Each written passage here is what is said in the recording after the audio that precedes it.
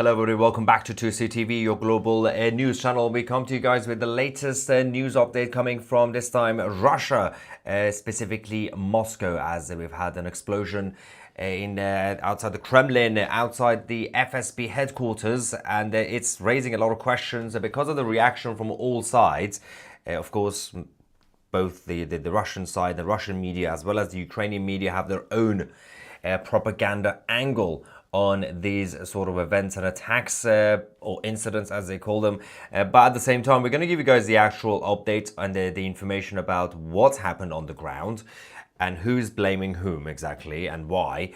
And of course, get your reaction during this live stream as usual. Before we start, if you want to get more out of Tousi TV, of course, become a member of Tousi TV Plus by going directly on tousi.tv to get access to our premium shows, documentaries, chat forum, podcasts, and many other things. And download the Tousi TV app, the home of geopolitical news, from your app stores. All right, so earlier on we heard the update about the explosion outside the FSB headquarters in Moscow. One FSB officer, Alexei Titov, has been badly wounded and injured, along with three others. One person has been killed, and but of course the identity of the victims remain undisclosed, and the government is refusing to give any more information on that yet. Let's go to the first video.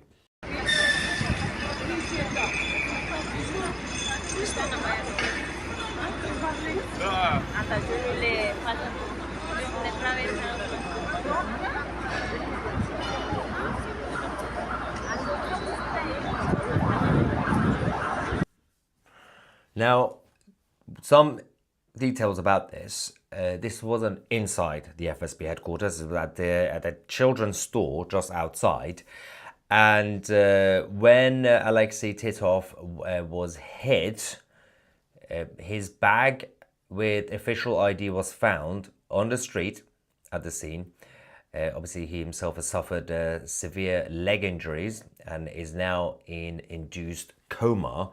We don't have any information in terms of his well-being or what's going on with him specifically. We don't really get any information on the others either, because the governments are not really communicating with anybody on that. We just know the number of people who've been injured and the name. The only reason we got the name of Alexei is mostly because people found his ID on the ground.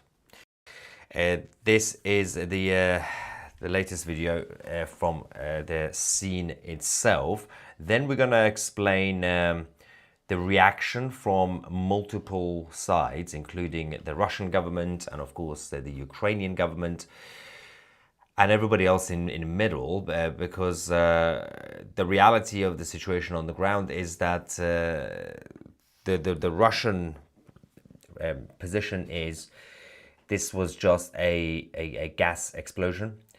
The Ukrainians are blaming it on Russia themselves, saying this was supposed to be essentially a false flag.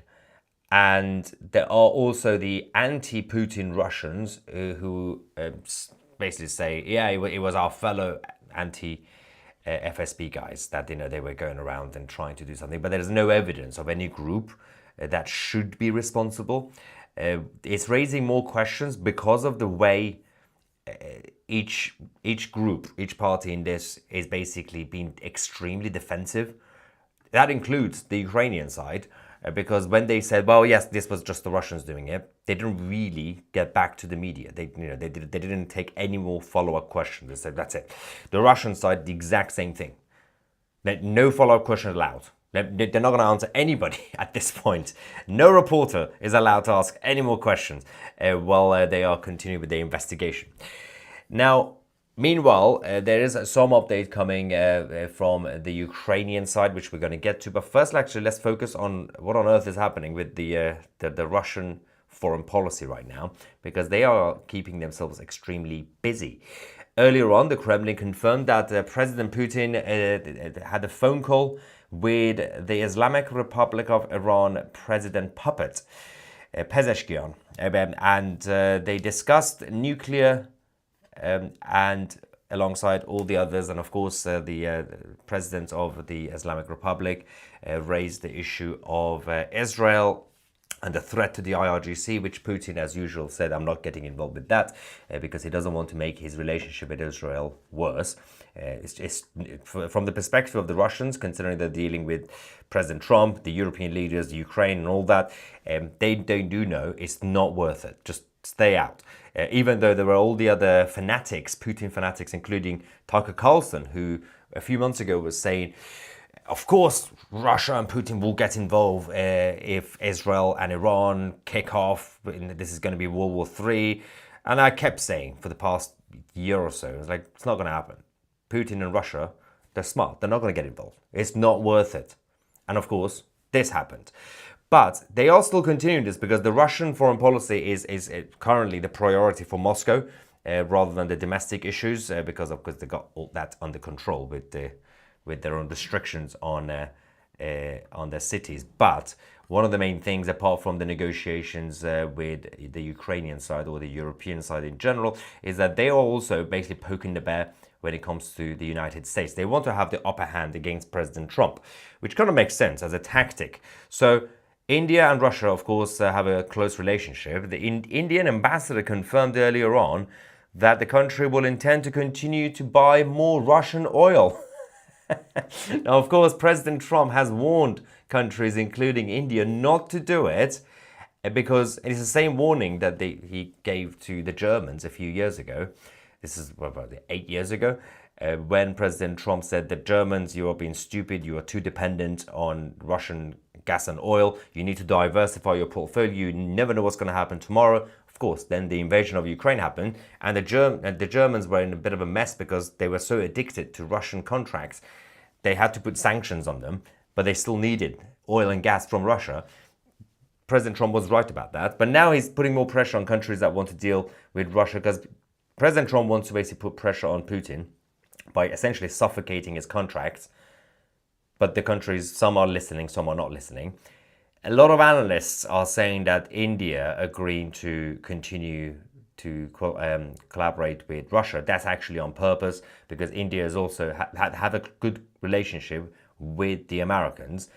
India is a very interesting partner in this because India is close to what we call Team Dollar and the US, but they're also in BRICS. And they are a major partner in BRICS with China, Russia, and all the others. And India is, some would see it as, oh, they're playing both sides. But actually, India is the bridge between the Western globalists and the Eastern globalists. So it's important to kind of see what will happen going forward. On the update on the issue of what's going on in Ukraine itself, there's some interesting, weird things happening. Creative, let's just say. Before we get to that point, a Ukrainian civilian apparently managed to disable a Russian fiber optic FPV drone using his bare hands. I'm not really sure if this is the wisest thing to do, by the way. He got a little bit lucky with that. So let me just show you the footage. This is the moment. So that's the guy. He got the drone. And then he picks it up. He managed to bring it down. He picked it. Oh, that's not a safe thing to do. Don't know what he's thinking, but. And explosions are happening all around him. Everything's fine. Just chill. He's inspecting it. Don't pick it up. Not a good idea. Don't pick it up. You never know what's inside. That was supposed to be to monitor the ground, but see? Oh dear. And now it's going off. Here we go.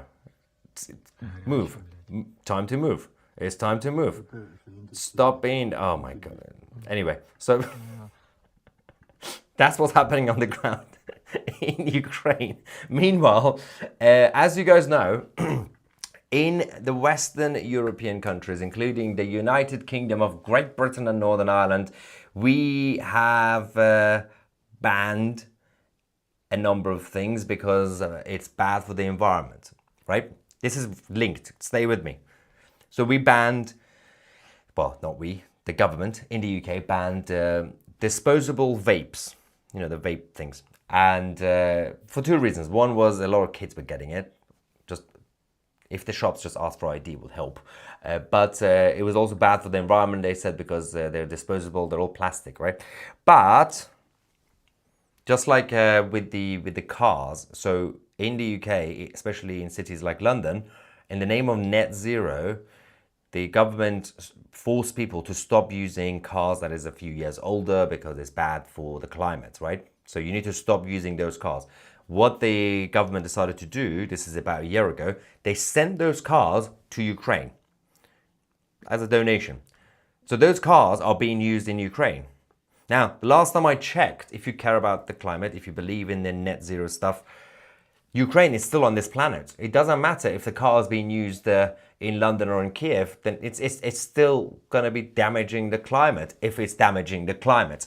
But so that was one example. The second example is disposable vapes. Vapes are now being sent to Ukraine, but not for that reason, not for them to smoke it. This is quite creative, but it's also a little bit weird.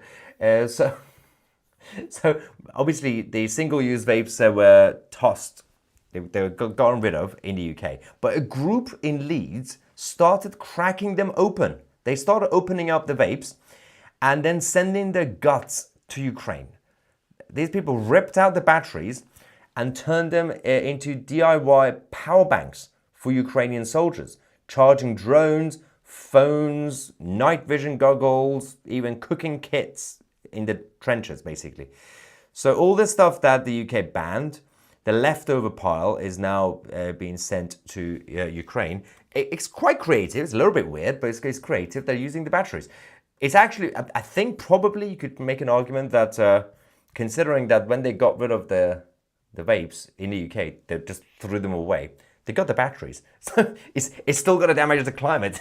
So you got the batteries. What are you going to do with the batteries? So now the batteries are going to be going to Ukraine, which means eventually those batteries will die and it will pile on, obviously, somewhere in Ukraine. It's still bad for the environment if you believe that the climate is dying in about 2 years' time, as Greta used to say. Greta doesn't care about the environment anymore. She now cares about the Jews. Having said that, there is an update on the actual military as well, rather than just vapes, recycling vapes. So Ukraine's defense ministry has now unveiled the new long Neptune missile with a 1,000-kilometer range. This is designed for striking ground targets. This is over about 6 meters long, these missiles. And they have been actually being used against Russia over the last 2-3 months, and they finally basically made the confirmation and basically gave a bit of a presentation of what they're using, because Ukraine have been trying over the last few months to do counterattacks. So it's not just defending, but also do counterattacks. It hasn't been as successful, but it's been putting pressure on the Russian side in general. Meanwhile, the relationship between the Europeans and Ukraine continues to be a little bit divided. Poland, interestingly enough, Poland, who have been overall supportive of Ukraine, the new president said something very interesting. So the new president of Poland, Karol Nawrocki, has now proposed new restrictions on benefits. He's removing benefits from the Ukrainian refugees. So he's restricting child benefits and also free healthcare for the Ukrainian refugees and migrants unless they work in Poland and unless they start paying taxes. He's also called for a ban on glorifying the symbol that basically they say it's a Nazi symbol, essentially. Where they do have 1.5 million Ukrainians right now in Poland. And his policy, the president, is Poland first, and the Polish people should come first. While they're still supportive of Ukraine defending their territory, they say, well, if the Ukrainians are here, we've already given them refuge. They are now in a safe place. And yes, Poland is extremely safe. Now that you're there, work and pay taxes rather than just take from the benefit system, which is fair enough. But you got the left wingers in Poland who are having a bit of a meltdown over this, thinking that you should just give more money to people who are not from the country. And there was also the president in the United States. Of course, as we speak, President Trump is hanging out with the new South Korean socialist president, who essentially forced a bit of a media coup against the former president. He's now in charge. And so Lee and Trump are in the White House. But before Lee got to the Oval Office, President Trump was signing an executive order to basically ban burning the flag of the US. Somebody asked one of the reporters, why is Putin so reluctant to meet with Zelensky? First things first, this is a genuine question from a mainstream media journalist. I mean, the real answer, President Trump or anybody, even Putin's cousins, wouldn't actually know. You can guess. You could say, well, he doesn't like his face, or he wants to play hardball. You could guess, and most of this will be correct. But what a stupid question. You're asking President Trump. What they're basically trying to do is say, Putin is your best friend, President. You should know what he's thinking. So President Trump didn't take debate. He was like, probably doesn't like Zelensky. Why do you think President Putin is so reluctant to meet with President Zelensky? Because he doesn't like him. He doesn't like him. Because he doesn't like him. It's like, I'm not taking a bait. Why are you asking stupid questions? How is that going to solve anything? The point of the media, the journalists and reporters, is to actually get the truth out and find out the truth and find out what's going on. Not stupid questions about people's feelings. I don't care about people's feelings. Anyway. Oh my God. While that's going on, there was also this bit of a controversial move by the White House, specifically Vice President J.D. Vance. In case you haven't heard this is fascinating. So after was it February when the whole chaos happened in the Oval Office, after the clash between Zelensky and J.D. Vance and President Trump, J.D. Vance's team contacted Ukraine's ambassador to the UK.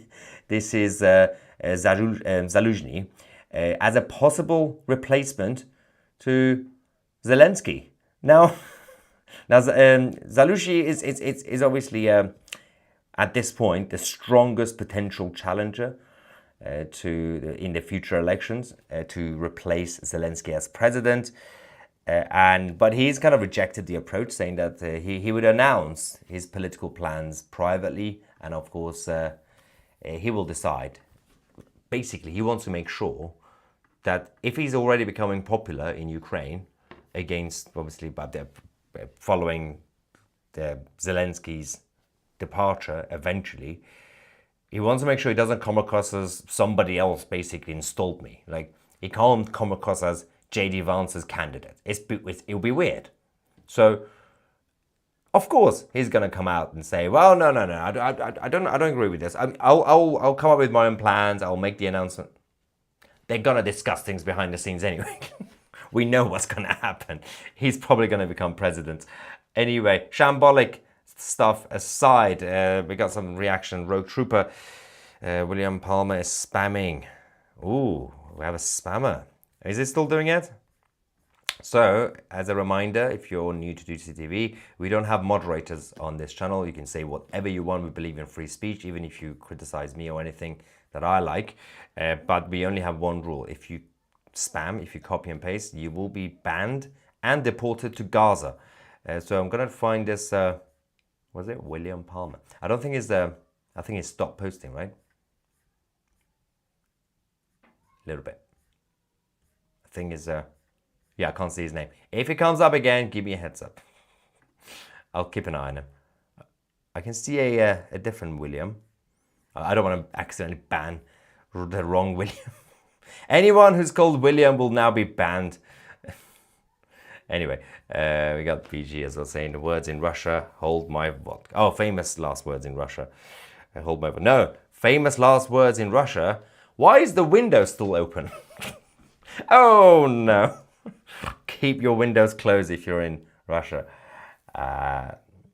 Yes, V for Vendetta says spamming is denying the people's voice. So in order to preserve, they need to be removed. Yes, exactly. That's the only reason we do it, because someone could just copy and paste, and no one else could basically post. No one else will be able to see other people's comments. That's the only reason. Now,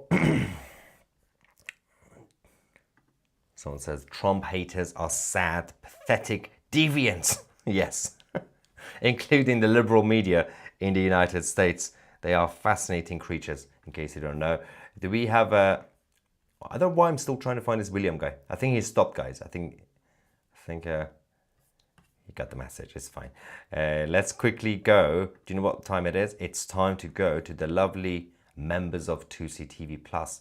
I don't know why, if you're watching this and you're not a member, I don't know why you're not a member. Become a member. You get access to everything that we do, not just the live breaking news. Go on Tousi.tv right now. You have no choice.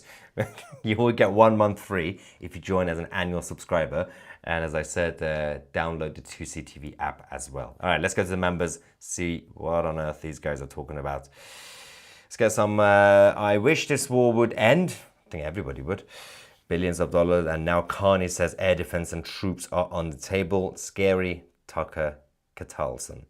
Yeah, so they have managed to actually get President Trump to at least back the European side, saying if you want to reassure security for Ukraine after the negotiations, after the peace deal, then I will back you. So it's the first time the president's actually publicly backed the Europeans. I think it's because he knows that he's not going to send US troops there, and it will be after the peace deal.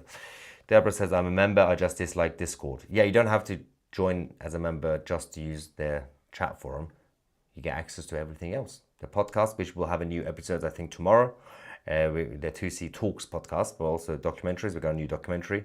Came out a couple of weeks ago. We have a new documentary coming out soon about the anti-family agenda, especially in the Western world. That's going to be a good one as well.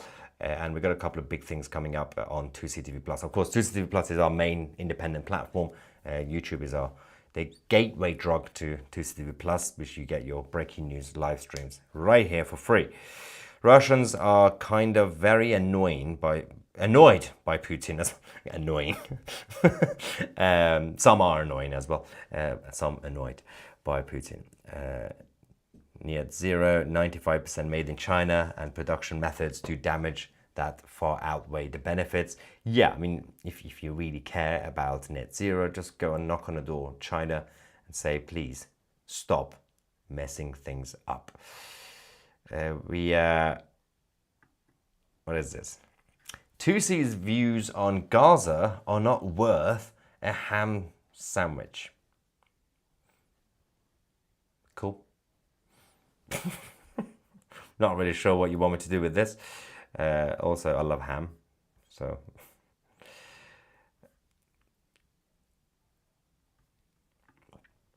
The story says none of them wants to stop the Armageddon World War is going to happen. It's not going to happen. People have been saying that since the 70s. Not yet. It won't happen. Also, the World War III is not going to be like World War II or One. That the whole game has changed. It will be on a whole new level of chaos, but not the way you've had it before with tanks crossing borders. Some may argue we're already in the middle of it. A cold World War, essentially.